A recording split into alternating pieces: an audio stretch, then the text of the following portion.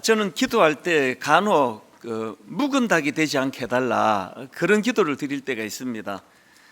제가 이런 기도를 드리는 이유는 저처럼 이제 오래 예수 믿은 또 목사 안수 받은 지 오래되고 그러면 자기도 모르게 이제 형식적이고 또 습관적인 그런 신앙생활의 자리로 빠지기가 쉽다는 걸 잘 알기 때문입니다.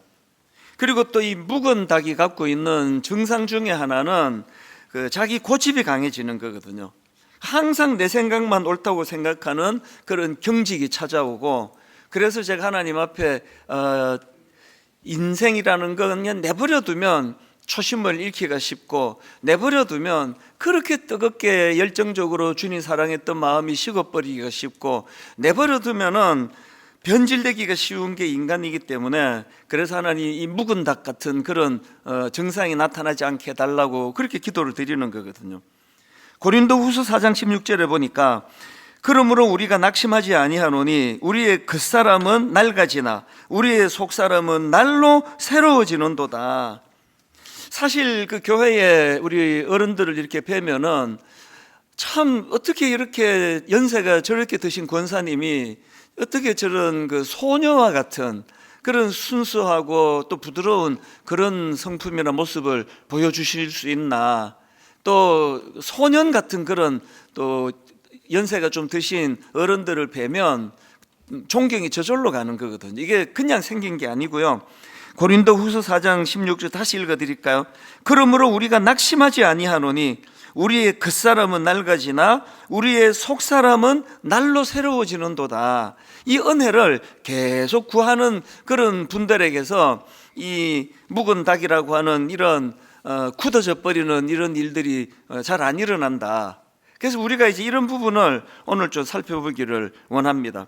성경에 보면은 이 믿음과 인격의 깊이가 날로 깊어지고 또 새로워지는 인물들이 많이 등장을 하고 있습니다. 또 그런가 하면은 묵은 닭들도 또 많이 나와요. 오늘 본문에는 이 묵은 닭이 막 대거 등장을 합니다. 자, 마가복음 7장 1절과 2절입니다. 바리새인들과 또 서기관 중 몇이 예루살렘에서 와서 예수께 모여들었다가 그의 제자 중 몇 사람이 부정한 손, 곧 씻지 아니한 손으로 떡 먹는 것을 보았더라.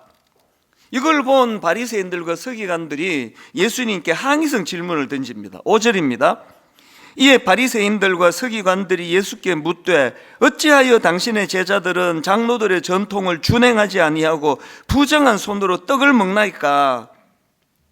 여기 나오는 장로들의 전통이라는 것은 그 하나님이 주신 말씀이 아니에요. 율법이 아니고요.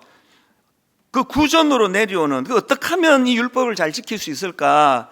그런 좋은 마음으로 또 애쓰고 몸부림치면서 그 과정에서 나온 어떤 규례나 관습, 이게 장로들의 전통입니다. 예를 들면 이런 거죠. 저는 어릴 때 굉장히 엄격한 그런 교단과 교회에서 자랐기 때문에 이 주일 성수도 막 굉장히 강조를 했습니다. 그래서 주일날 돈 쓰지 마라, 돈 쓰면 안 된다. 그래서 한 30-40분 되는 교회를 걸어서 다녔고요. 그리고 또 주일날 공부하면 안 된다. 제 청소년 시기에 유일했던 참 교회가 준 혜택이었습니다. 잔소리 안 듣고 대놓고 쉴 수 있는 하루, 그게 저에게 주일이었거든요. 이거는요, 성경에서 하나님이 명하신 게 아니고 어떻게 해서든 주일을 더 잘 지키고자 하는 그 교단과 교회가 만든, 이게 바로 이제 장로의 전통이 이런 거라는 거거든요. 그래서 뭐 지금 생각하면은 이제 저녁 예배 같은 것도 돈 쓰면 안 되니까 이제 굶고 저녁 7시 예배를 들어가는데 그게 그렇게 힘들었거든요. 그 예배에 집중도 안 되고, 그리고 또 한 번씩은 또 옆에 집사님이 그 근처에 짜장면 먹고 오셔가지고 냄새 풀풀 풍기면 막 그분에 대한 정오심이 올라와가지고 뭐 이런 게 다 있나 싶고 이러니까, 사실은 이게 본질의 문제는 아닌데 막 여기에 굉장히, 그리고 또 주일날 공부한 친구들 믿음 없다고 막 정죄하고, 그럼 저는 어떻게 했느냐? 주일날 공부 안 하고 하루 종일 TV 보는 거죠.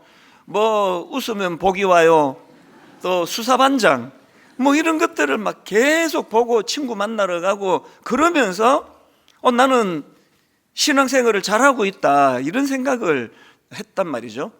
지금 이 바리새인들과 서기관들이 지금 이 장로들의 유전을 왜 예수님 보고 당신의 제자들은 왜 이 장로들의 유전을 지키지 않는 겁니까? 이게 이런 상황이에요.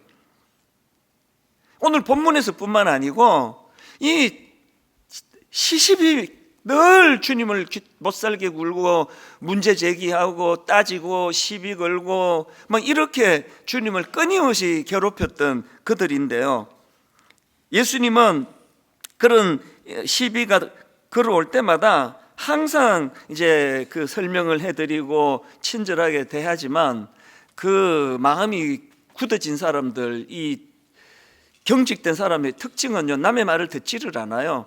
주님이 상황을 잘 설명하면 어떻게 하면 저 예수를 죽일까, 이런 악한 생각을 가지고 있는 거. 그래서 이게 바로 이제 제가 하나님 앞에 기도하는 내용입니다. 아버지, 제가 생각이 경직이 되고 고집이 세지고 항상 내 생각만 옳은 것처럼, 그래서 이런 굳어진 묵은 닭 같은 그런 목사가 되지 않기를 원합니다. 이런 기도를 드리는 이유가 여기에 있는 거죠.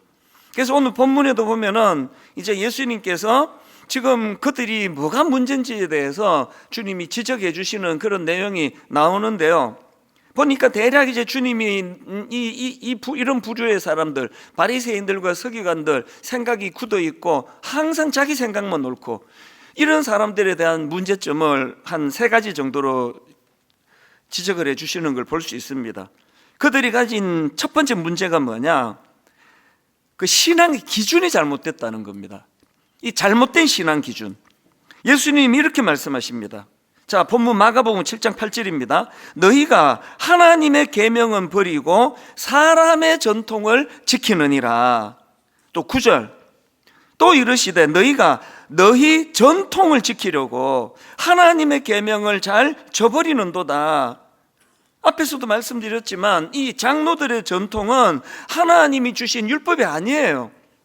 그러니까 제가 지금 주일날 저녁을 가서 짜장면을 사 먹고 예배를 드리느냐, 그냥 드리느냐보다 더 본질적인 건 예배를 잘 드리는 거거든요.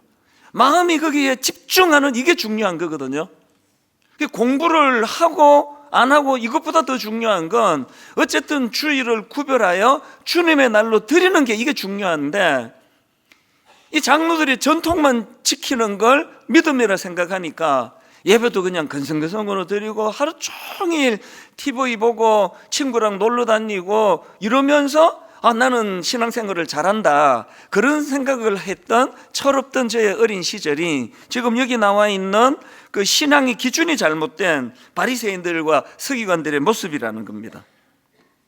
그런가 하면 이들이 가진 두 번째 문제점이 뭐냐 하면은, 이렇게 인간이 만든 전통을 지키려고 하나님의 말씀에 집중하지 않는 이런 사람들이 필연적으로 가지게 되는 문제점인데요, 그로 인해서 형식적인 신앙생활이 되는, 형식적인 신앙생활. 그 첫 번째 문제점인 하나님의 계명은 버리고 사람의 전통만 지키던 그들의 잘못된 신앙생활, 이 잘못된 신앙 기준이 바로 이런 형식적인 신앙생활에 빠지게 100% 그렇게 빠지게 돼 있거든요. 이 부분에 대해서도 예수님이 꾸짖으시는데, 자, 마가복음 7장 6절입니다.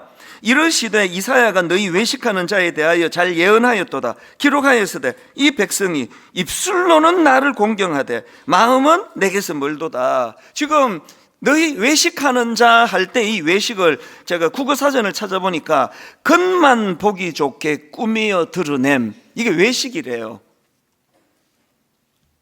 인간이 만든 그 사람의 전통만 지키려고 하다 보면은 이런 외식에 빠질 수밖에 없는 거거든. 왜?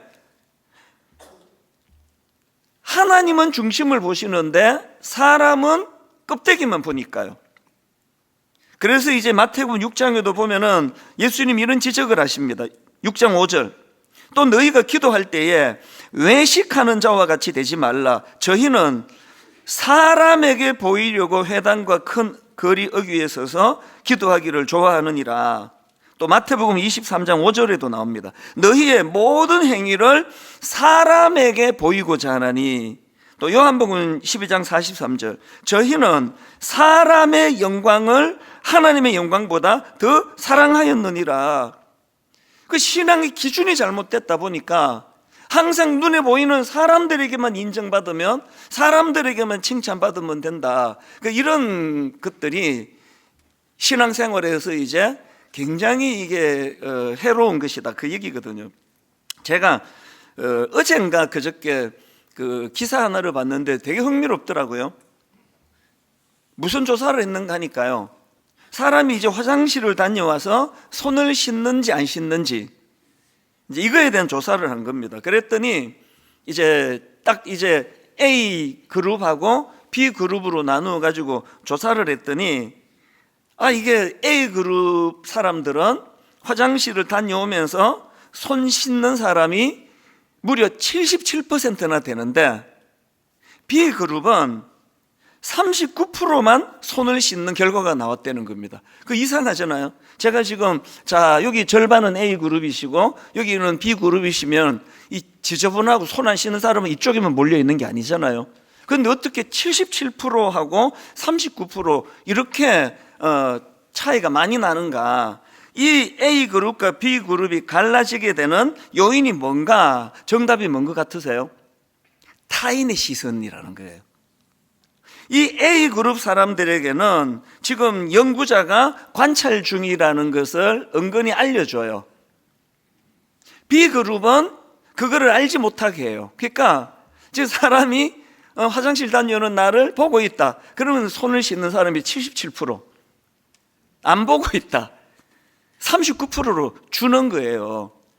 이게 인간이라는 겁니다. 이게 항상 사람을 의식하게 돼 있는 게 이게 인간이기 때문에 신앙생활도 이렇게 흐르기가 쉽다는 거거든요. 가끔씩 이제 그 봉사자들에게 상처를 받는 경우가 있습니다.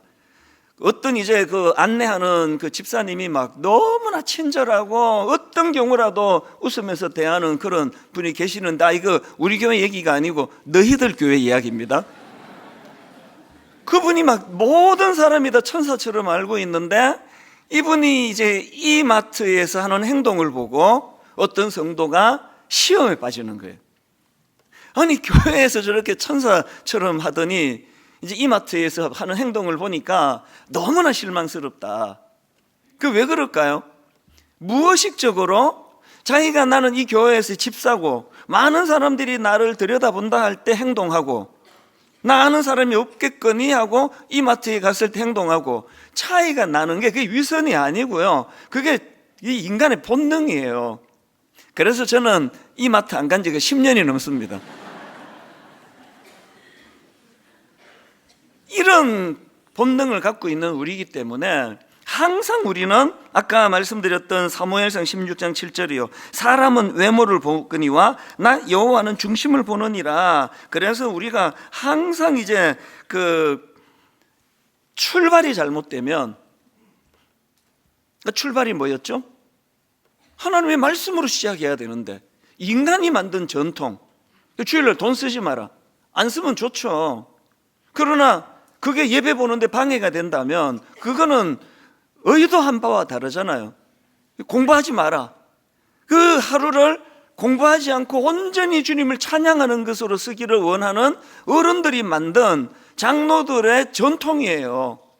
그 주일날 공부한다고 막 정죄하고 비난하고 그러면서 자기는 그렇게 놀러 다니고, 자기가 저예요. 이런 모순된 생각에 빠지지 않기 위해서는 출발이 항상 하나님 말씀으로, 장로들의 전통, 인간이 만든 그 어떤 그런 규율, 규범 이런 것으로서가 아니라 하나님 말씀으로 시작해야 되고, 그런가 하면은 우리는 항상 중심을 보시는 하나님을 두려워하고 그분 의식하는 신앙생활, 이 바리새인들과 서기관들이 이런 부분에서 어리석은 행동을 보였다. 그런가 하면 또 세 번째 주님이 지적하시는 문제가 뭐냐 하면은, 그 바리새인들과 서기관들은 타인에 대한 정죄와 비난, 타인에 대한 비난과 정죄가 난무하는 겁니다. 성경에 보면 이 바리새인들과 서기관들은 굉장한 우월의식을 가지고 막 많은 사람들을 아주 눈아래로 깔고 보는 겁니다. 그래서 뭐 예수님께도 막 계속 시비를 걸고 고소하고 막 이런 일들을 하는 거거든요. 심지어는요, 지금 기도를 하고 있는 중입니다. 기도. 자, 누가복음 18장 11절을 보십시오. 바리새인은 서서 따로 기도하여 가로되, 하나님이여, 나는 다른 사람들 곧 토색, 불의, 간음을 하는 자들과 같지 아니하고 이 세리와도 같지 아니함을 감사하나이다. 아니, 무슨 기도가 이래요? 기도가 이게 지금 누구를 비난하고 자기를 우월하게 생각하고, 이게 지금 기도라고 드리고 있다는 거거든요. 이렇게 그들은 늘 타인을 정죄하고 비방하고 이런 것들이 일상이 되어 있는 것. 근데 참 이런 말씀들이 무려 2000년도 전에 쓰여진 말씀인데 오늘날 교회 안에서 이런 행동을 보여주는 그런 성도들이 생각보다 많은 건 다 아시잖아요. 그래서 우리는요, 그 대안을 찾아야 돼요. 어떻게 해야 이런 잘못된 신앙 행태에서 우리가 벗어날 수 있나? 제가 이런 질문을 가지고 묵상하다가 떠올랐던 인물이 사도 바울이에요. 여러분이 다 아시지만 이 바울은 예수님 만나기 전에 아주 전형적인 바리새인 아닙니까? 바리새인 중에서도 더 악한 바리새인 아닙니까? 자기 생각이 굉장히 강하고 자기가 생각하는 유대교 전통을 고수하기 위하여 막 사람에게 폭행을 휘두르고 사람을 막 죽이러 가고 이런 짓을 저질렀던 게 그게 바울이란 말이죠. 그런데 바울이 지금 예수님이 지적하는 그런 것들을 다 갖고 있었던 인물이었지만 완전히 새로운 사람으로 변화될 수 있었던 것은 다메섹 도상에서 그가 예수 그리스도를 만났기 때문입니다. 그래서 우리가 이 경직된 신앙생활을 벗어나려면 뭐 이것도 노력하고 저것도 노력하고가 아니라 예수님 만나야 돼요. 어떤 경우든지 간에 우리가 예수 그리스도를 인격적으로 만나고 그분의 영향력 아래 있어야지 아까 제가 기도하던 묵은 닭이 되지 않기를 원합니다. 그리고 여러분 나이가 들어갈수록 여기도 그런 어른들이 많이 계세요. 너무 아름다운 분들이 많이 계시거든요. 그거 참 좋잖아요.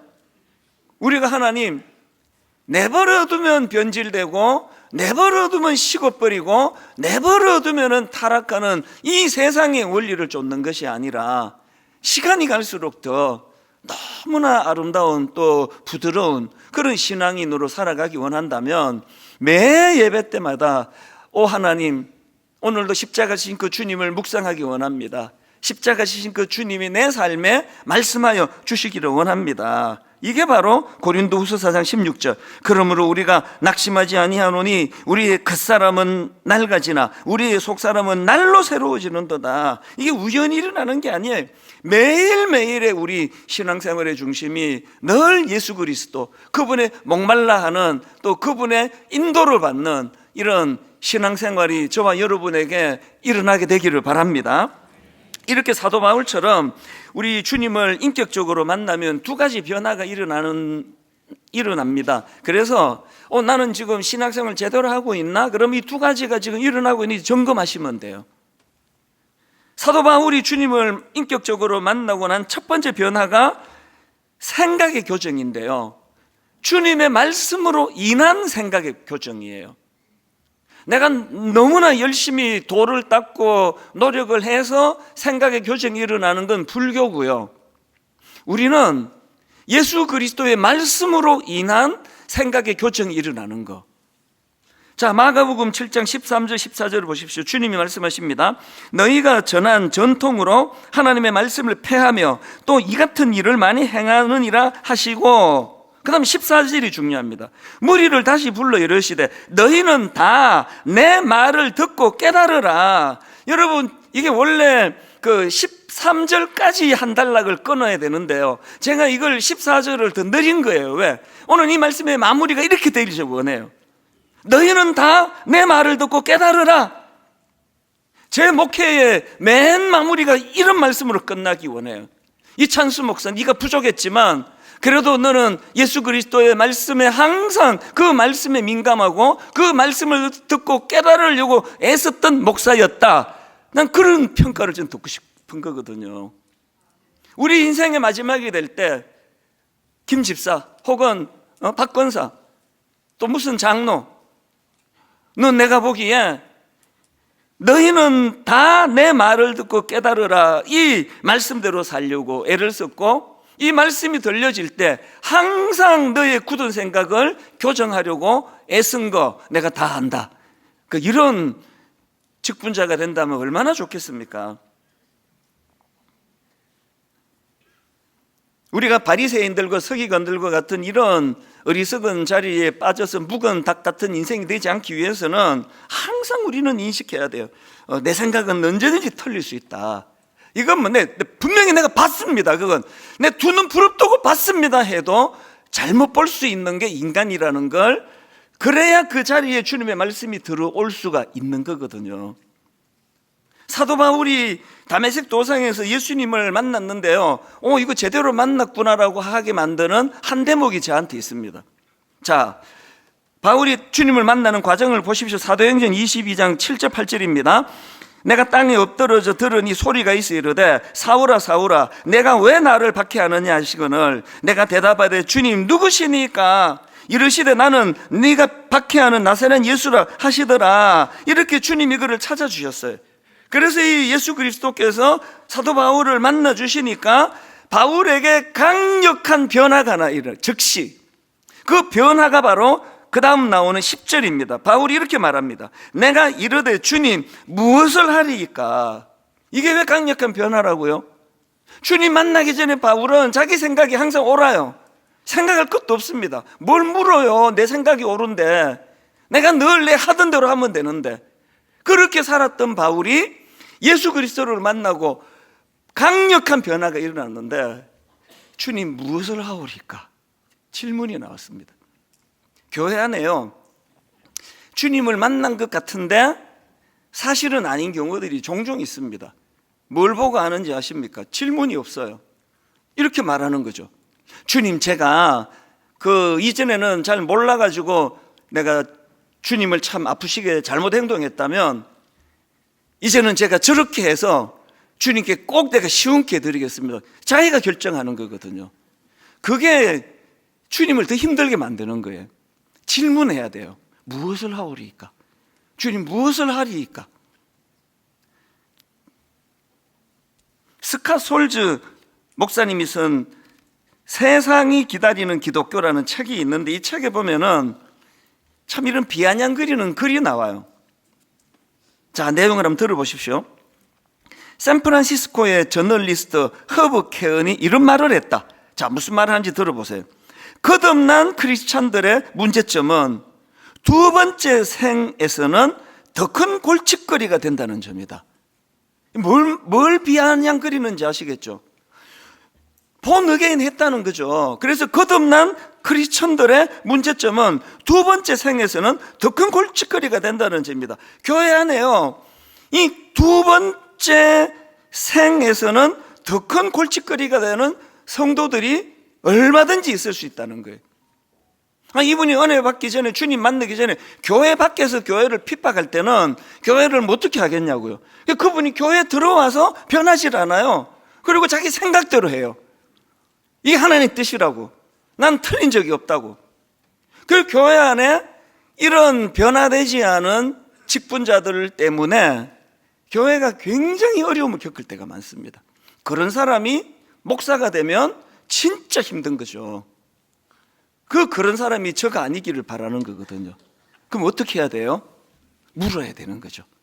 아무리 내 생각에 이렇게 하는 게 옳다 하더라도 주님 무엇을 하오리이까? 주님 무엇을 하오리이까? 마하트마 간디가 했다는 말도 참 마음이 아파요. 이런 말을 했다네요. 그리스도는 좋지만, 예수는 좋지만 크리스천들은 싫다. 크리스천들은 그리스도를 너무 안 닮았다. 이것도 참 뼈아픈 지적 아니겠습니까? 그래서 우리는 항상 말씀으로, 장로의 전통 아닙니다. 주님의 말씀으로 내 생각이 교정돼야 돼요.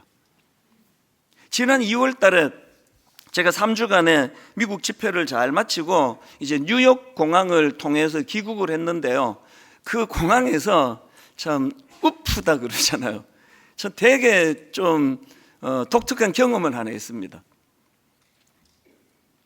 그 기간 동안에 이제 막 굉장히 머리가 좀 아프고 복잡하고 막 아주 굉장히 혼란스러운 그런 일을 제가 좀 겪고 굉장히 혼란스러웠는데 또 이 3주 스케줄이 너무 무리였어요.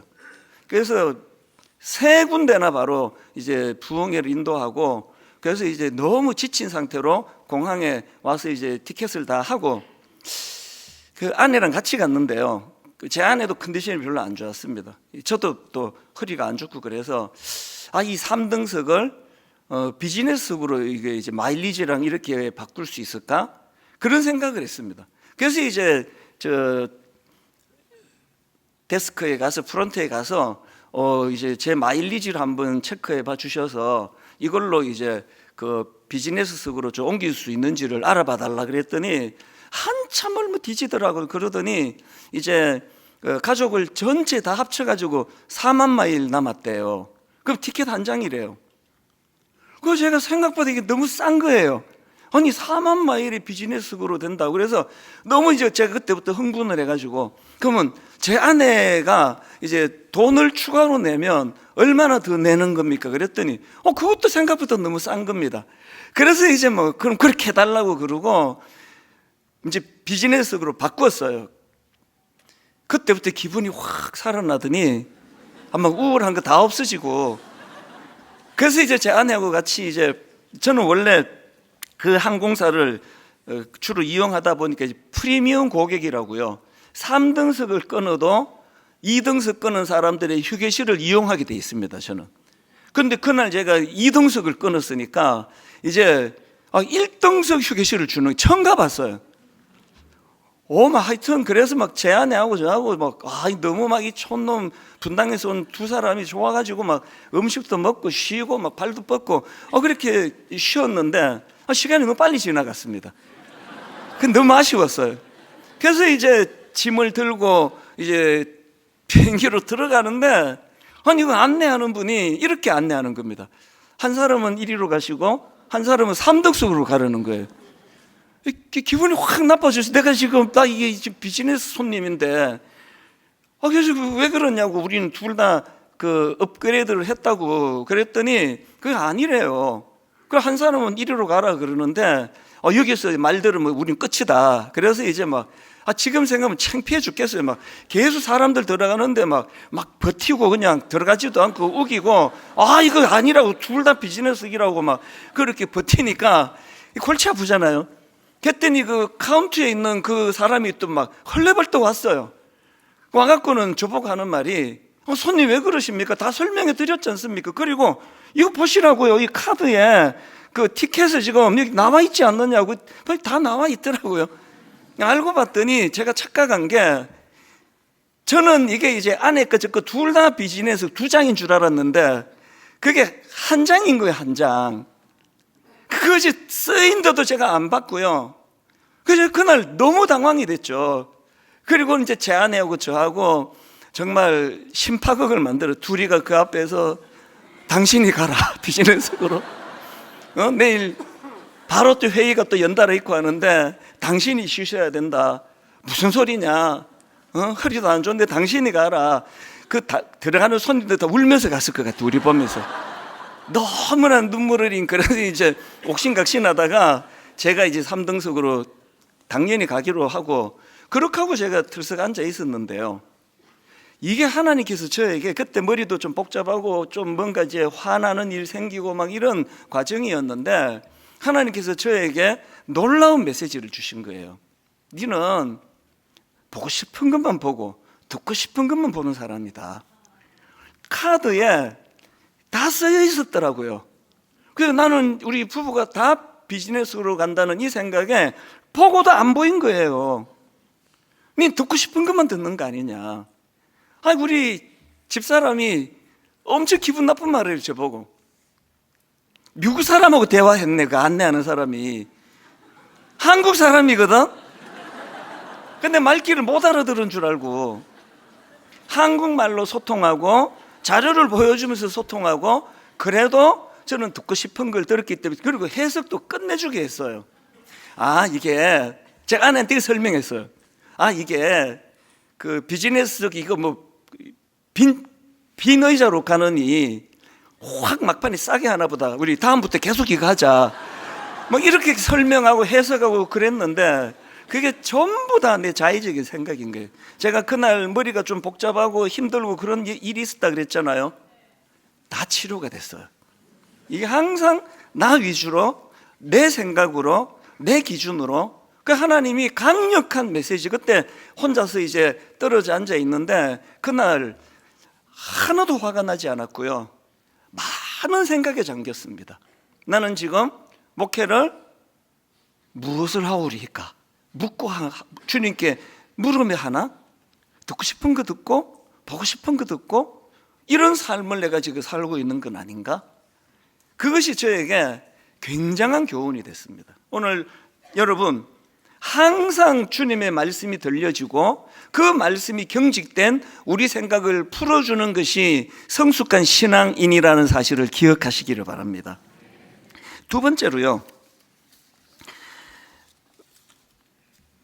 우리가 주님을 갈망하고 주님과 동행하는 삶을 살게 되면 두 번째 변화가 일어나는데요, 그 타인에 대하여 또 주변 사람들에 대하여 비판하고 정죄하기를 좋아하는 우리가 변화가 일어나요.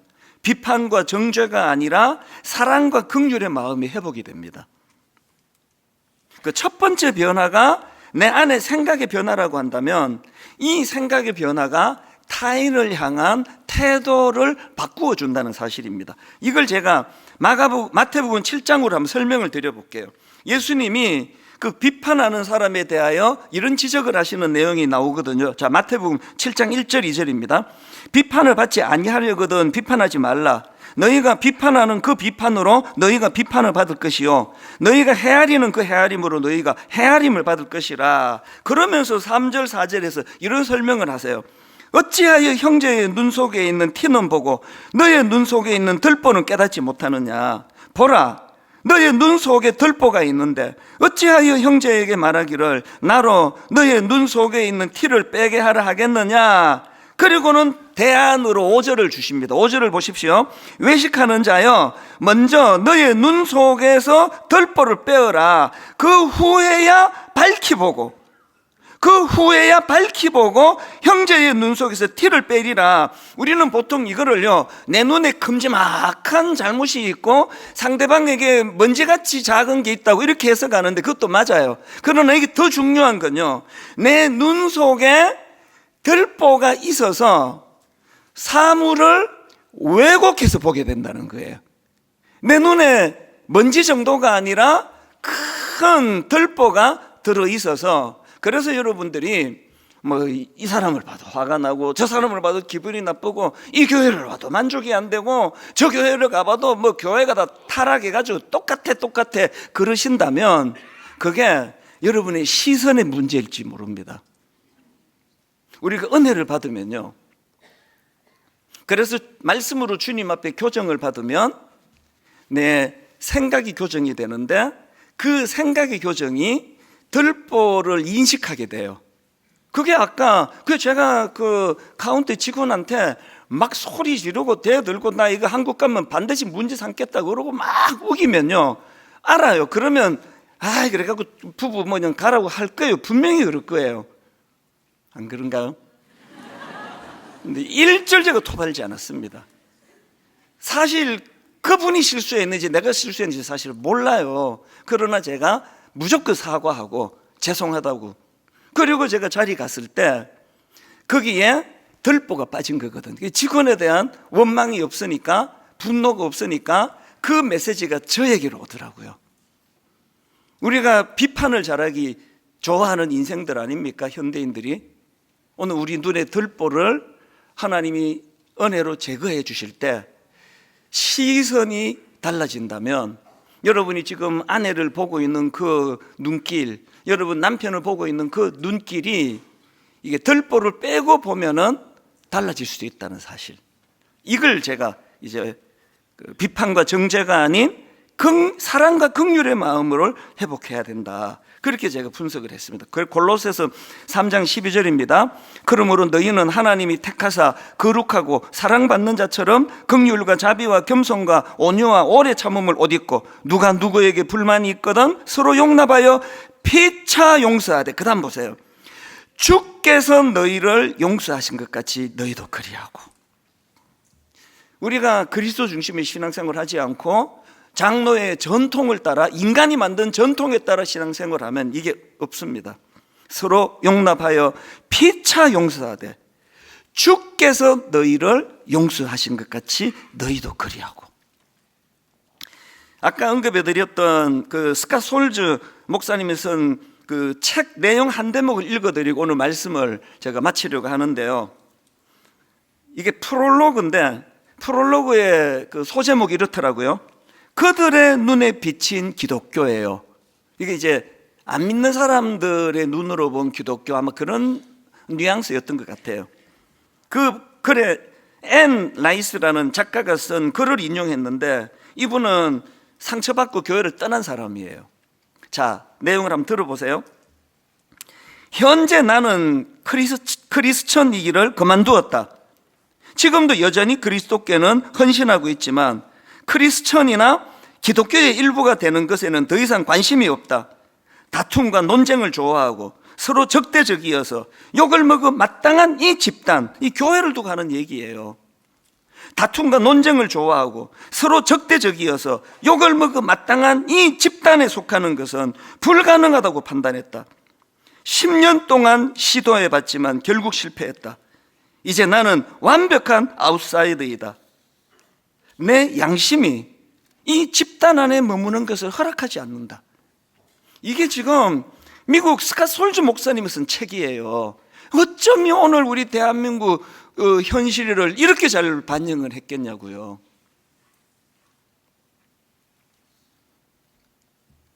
목사가 또 전도사가 물론 뭐 이단성이 있는 교회라고 하는데요, 가짜 뉴스를 만들어요. 그래서 그거를 보고 초신자가 상처를 받고 교회를 떠나요. 이게 현실이거든요. 나랑 생각이 다른 사람들에 대하여 생각이 다른 것도 중요하지만 세상 사람과는 다른 방식으로 표현하고 세상 사람과 다른 방식으로 용납하고, 이런 일이 일어나지 않는 한국 교회 안에서 상처를 엄청 받을 수밖에 없는 거거든요. 이 글 바로 다음에 나오는 소제목이 이랬습니다. 예수 안에 거하는 것, 이것이 출발점이다. 이런 초라한 공동체로 비난을 받는 현실 교회를 벗어나는 유일한 대안이 있다면 예수 안에 거하는 것, 이것이 출발점이다. 그래서 늘 어떤 그 장로들의 전통을 의지하는 신앙이 아니라 예수 그리스도, 그분을 붙잡는 신앙생활. 그래서 그분의 말씀으로 인해 생각의 교정이 일어나고, 그리고 비판과 정죄가 아니라 사랑과 긍휼과 용납의 마음으로 상대방을 수용하는 그런 공동체. 이제 분당 우리 교회가 그런 교회를 향하여 꿈꾸는 교회가 되기를 원합니다.